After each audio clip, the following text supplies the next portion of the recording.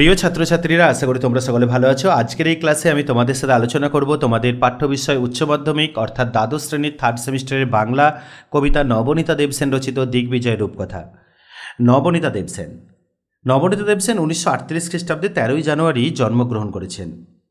তিনি ছিলেন বিখ্যাত কবি, লেখক এবং শিক্ষাবিদ। তিনি দক্ষিণ কলকাতার হিন্দুস্থান পার্কে বাবা মার ভালোবাসা গৃহে জন্মগ্রহণ করেন। পিতা নরেন্দ্র দেব ও মাতা রাধারানী দেবী সে যুগের বিশিষ্ট কবি দম্পতি ছিলেন। তিনি গোখেল মেমোরিয়াল গার্লস, লেডি বেব্রন এবং প্রেসিডেন্সি কলেজ, যাদবপুর, হার্ভার্ড ও কেমব্রিজ বিশ্ববিদ্যালয়ে পড়াশোনা গবেষণা করেছেন। পরবর্তী সময়ে তিনি যাদবপুর বিশ্ববিদ্যালয়ে তুলনামূলক সাহিত্যে অধ্যাপনা করেন। 1959 দেশ পত্রিকায় তার প্রথম কাব্যগ্রন্থ প্রথম প্রত্যয় প্রকাশিত হয়। 1976 সালে প্রথম উপন্যাস আমি অনুপম প্রকাশ পায়। কবিতা, প্রবন্ধ, রম্য রচনা, ভ্রমণ কাহিনী, উপন্যাস মিলে তার প্রকাশিত গ্রন্থের সংখ্যা 38। 2000 সালে পদ্মশ্রী সম্মানে তিনি ভূষিত হন। আমাদের পাঠ্য দিগ্বিজয়ের রূপকথা এই কবিতাটি নবনীতা দেবসেনের শ্রেষ্ঠ কবিতা থেকে নেওয়া হয়েছে। পাঠ্য দিগ্বিজয় রূপকথা কবিতায় কবি নিজেকেই রাজপুত্র বলে অভিহিত করেছেন। রূপকথার গল্পের সুর টেনেই তিনি আপনাকে দুয়োরানীর সন্তান বলেছেন। রূপকথায় দেখা যায় দুয়োরানী রাজরানী হয়েও অবহেলিত, বঞ্চিত, দারিদ্র্যপূর্ণ ও অনাড়ম্বরভাবেই জীবনযাপন করতেন।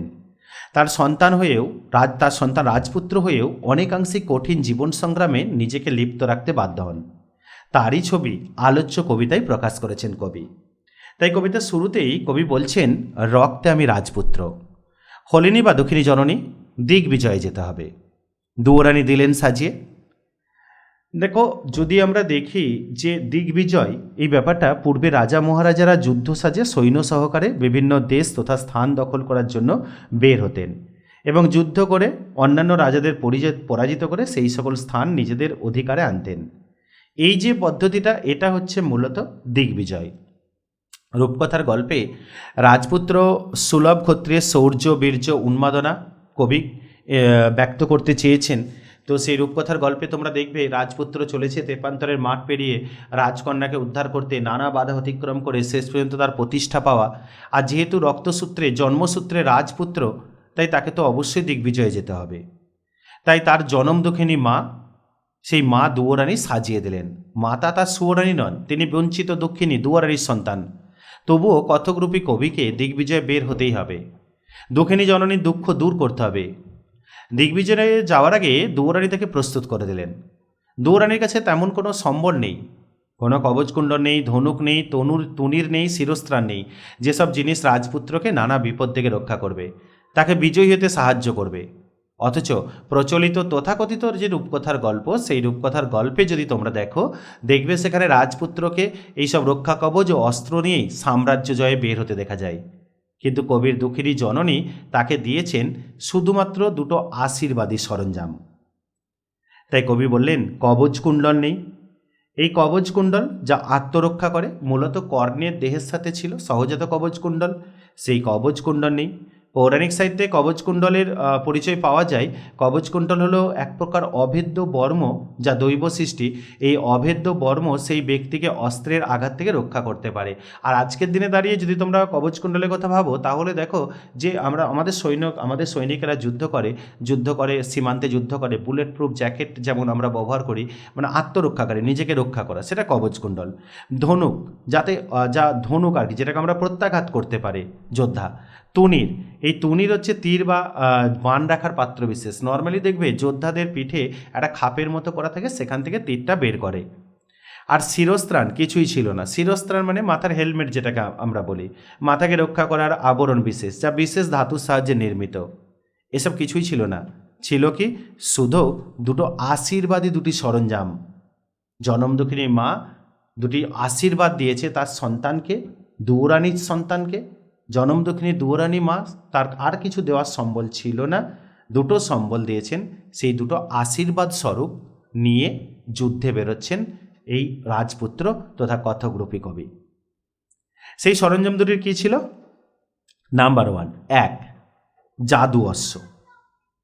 এই জাদু অশ্ব ছিল মরুপথে সেই হয় উঠ, একটা জাদু অশ্ব, একটা মায়া ঘোড়া যেন দিয়েছেন তার মা আশীর্বাদ স্বরূপ, অলৌকিক ক্ষমতা সম্পন্ন একটা ঘোড়া। সেই ঘোড়া কী হয়, মরুভূমির পথে, মানে যখন মরুভূমির দুস্তর পথ, বন্ধুর পথ অতিক্রম করবে, তখন সেই ঘোড়া হয়ে যায় উট।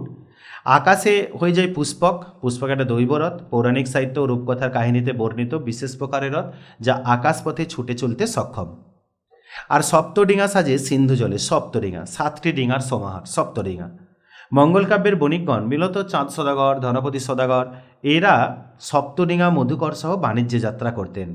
অর্থাৎ যে জাদুময় ঘোড়াটা মা তাকে দিয়েছেন, সেটা মরুভূমিতে হয়ে যায় উট, আকাশপথে হয়ে যায় পুষ্পকরথ, সমুদ্রপথে হয়ে যায় সপ্তডিঙা, আর তেপান্তর দুস্তর পথ অতিক্রম করতে গিয়ে সেখানে হয়ে যায় পক্ষীরাজ ঘোড়া। পক্ষীরাজ রূপকথায় বর্ণিত একটা ঘোড়া, যার পাখির মতো ডানা আছে। পক্ষীরাজের পিঠে চড়ে এই রূপকথার নায়ক দ্রুত কোনো স্থানে পৌঁছে যেতেন অথবা যুদ্ধক্ষেত্রে সাফল্য পেতেন। আসলে এই যে পেয়েছেন, এই যে দুটো সরঞ্জামে, তার মধ্যে একটি হচ্ছে এই জাদুময় ঘোড়া। তার নাম রেখেছি কি? তার নাম রেখেছি, কবি বলছেন, বিশ্বাস। এখানে দুটো বিষয় তিনি পেয়েছেন, তার মধ্যে একটা হলো বিশ্বাস, আর একটা হচ্ছে ভালোবাসা। বিশ্বাস, এই বিশ্বাস হচ্ছে কি, এই বিশ্বাসই হলো জাদু ঘোড়া। এই ঘোড়ায় সওয়ার হয়ে রাজপুত্র দিগ্বিজয়ে স্বাদ পূরণ করতে সক্ষম হবেন। সেই ঘোড়াই হবে মরুভূমির পথে উটের মতো, আকাশে পুষ্পক রথের মতো, আবার সাগর জলে, সমুদ্র জলে সপ্তডিঙার মতো, আবার তেপান্তরে পক্ষীরাজ হয়ে কথককে, মানে রাজপুত্রকে পৌঁছে দেবে তার গন্তব্যে। এখানে রূপকথার পক্ষীরাজের প্রসঙ্গে কিন্তু কবি তুলে ধরেছেন। পক্ষীরাজ আসলে কল্পিত ঘোড়া, সে তার কৃতিত্বে সোয়ারিকে পৌঁছে দিতে পারে নির্দিষ্ট লক্ষ্যে। ধরো রাজপুত্র রাজকন্যাকে উদ্ধার করতে যাবে, তখন পক্ষীরাজ ঘোড়া আসলো, রাজপুত্র তার পিঠে চাপলো, একটা নির্দিষ্ট লক্ষ্য বস্তুতে পৌঁছাতে পারবে। তো এই পক্ষীরাজ ঘোড়া বা উট বা এই যে আশীর্বাদী সরঞ্জামের প্রথমটা জাদুময় ঘোড়া, এর নাম কি? এর নাম হচ্ছে এখানে বিশ্বাস। এই বিশ্বাস নামক শক্তির জয় ঘোষণা করেছেন, যে বিশ্বাসের শক্তিতে সকল বাধাকে অতিক্রম করা যায়। জাদু অশ্ব, উট, সপ্তডিঙা, পক্ষীরাজের রূপকের আড়ালে কবি মায়ের আশীর্বাদ তথা বিশ্বাসের শক্তির কথাই বোঝাতে চেয়েছেন। দিগ্বিজয় যেতে হবে, বিশ্বজয়ে বেরোতে হবে। জনম দুঃখিনী মায়ের দুঃখ দূর করতে, তার প্রতিষ্ঠা এনে দিতে রাজপুত্রকে অবশ্যই যুদ্ধজয়ে বেরোতে হবে, দিগ্বিজয়ে বেরোতে হবে। কিন্তু তার জন্য প্রয়োজন কি? কনফিডেন্স, বিশ্বাস, সেলফ কনফিডেন্স, আত্মবিশ্বাস। এই যদি আত্মবিশ্বাস থাকে, তাহলে কিন্তু খুব সহজেই দেখা যায় কি যে কোনো জয়লাভ সম্ভব হয়ে ওঠে। রাজপুত্র দিগ্বিজয়ে বেরোবেন, সেই দিগ্বিজয় অর্থাৎ বিশ্বজয়ে বেরোবেন, কিন্তু বিশ্বজয়ে কোনো সরঞ্জাম ছিল না। আর 5টা যোদ্ধার মতো শুধু মায়ের দুটো আশীর্বাদী সরঞ্জাম তিনি পেয়েছিলেন। তার মধ্যে প্রথমটা হচ্ছে বিশ্বাস, যেটা জাদুময় ঘোড়ার সাথে তুলনা করা হয়েছে, আর দ্বিতীয় একটা পেয়েছেন, তার নাম কি? ভালোবাসা। তাই বলছেন 2, এই হৃদয়ের খাপে ভরা মন্ত্রপুত অসি। মন্ত্রপুত, মন্ত্রশক্তিতে শক্তিশালী একটা অসি, তরবারি পেয়েছেন হৃদয়ের মধ্যে। অর্থাৎ এই হৃদয় রাজ্যে একটা মন্ত্রপুত অসি পেয়েছেন। সেই অসি তরবারি কেমন? শানিত ইস্পাতখণ্ড, ধারালো ইস্পাতখণ্ডের মতো, অভঙ্গুর, যা সহজে ভাঙা যায় না। তার নাম কি? ভালোবাসা। হৃদয়ের গভীরে নিমজ্জিত হয়ে আছে ভালোবাসা। তার শক্তি এমনই অপরিমেয়, এমনই গভীর যে তা মন্ত্রপুত তরবারির মতোই ধারালো, ইস্পাতের মতো কঠিন, অভঙ্গুর। ভালোবাসার শক্তিকে পাথেয় করে বহুদূর এগিয়ে যেতে পারেন কথক তথা রাজপুত্র। এই কথক জানেন বিশ্বাস এবং ভালোবাসার কাছে সকল বাধা তুচ্ছ। আর এই দুই শক্তিকে সঙ্গে নিয়ে কথক নিশ্চিত পৌঁছে যাবেন আপন গন্তব্যে, যেখানে তার সকল তৃষ্ণার হবে অবসান।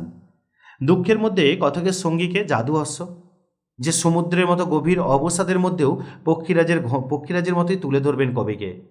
আবার কবির ধর্ম যে ভালোবাসা, তা খণ্ডিত হৃদয়কে আশার সন্ধান দেয়। অর্থাৎ বিশ্বাস ও ভালোবাসাকে পাথেয় করেই জীবনের চূড়ান্ত লক্ষ্যে পৌঁছাবেন কবি। তাই শেষ লাইনে গিয়ে বলছেন, নিশ্চিত পৌঁছব সেই তৃষ্ণাহর খোরজুরের দ্বীপে। শেষ এই যে চরণে, এখানে কথকের আশাবাদ ধ্বনিত হয়েছে। দৃঢ় প্রত্যয়ী এই দিগ্বিজয়ী যাত্রাকারী আমি অর্থাৎ কথক নিশ্চিত যে তিনি হৃদয়জাত এই দুটি ঐশ্বর্য অর্থাৎ বিশ্বাস এবং ভালোবাসার সাহায্যে দুঃখের মরুপ্রান্তর পার হয়ে ঠিক পৌঁছে যাবেন তৃষ্ণাহরণী খেজুর গাছের দ্বীপে, তার কাঙ্ক্ষিত মরুদ্যানে। কারণ বিশ্বাস ও ভালোবাসাকে সম্বল করে সমগ্র পৃথিবী জয় করা সম্ভব। অর্থাৎ যারা মনে করছে যে আমাদের দ্বারা কিছুই হবে না, তাদের জন্য প্রযোজ্য কিন্তু এই কবিতায় দুটো বিষয় বলা হয়েছে, যে আর 5টা রাজপুত্রের মতো যোদ্ধা যুদ্ধ করতে যাচ্ছেন, বাট যুদ্ধ করতে গেলে তার যে প্রয়োজনীয় সরঞ্জাম, সেই প্রয়োজনীয় সরঞ্জামগুলো কিন্তু নেই। আছে শুধু তার দুয়োরানী মায়ের দুটি আশীর্বাদী সরঞ্জাম, একটি বিশ্বাস আর একটি ভালোবাসা। এই বিশ্বাস কর্মের প্রতি বিশ্বাস, নিজের প্রতি বিশ্বাস, আর ভালোবাসা অবশ্যই কর্মের প্রতি ভালোবাসা। এই দৃঢ় প্রত্যয় থাকলেই জয় নিশ্চিত হবে। এটাই কবিতার মূল বিষয়বস্তু, তাই কবিতার নামকরণ হয়েছে দিগ্বিজয়ের রূপকথা। এই ছিল আজকের আলোচনার বিষয়। ফিরে আসবো অন্য কোনো বিষয় নিয়ে। আর যাওয়ার আগে প্রতিদিনের মতোই বলবো, নিচে দেওয়া ডেসক্রিপশন লিঙ্কে আমাদের হোয়াটসঅ্যাপ গ্রুপ লিঙ্ক দেওয়া আছে, ওখানে চাইলে জয়েন হতে পারো। তোমরা চাইলে আমাদেরকে মেল করতে পারো।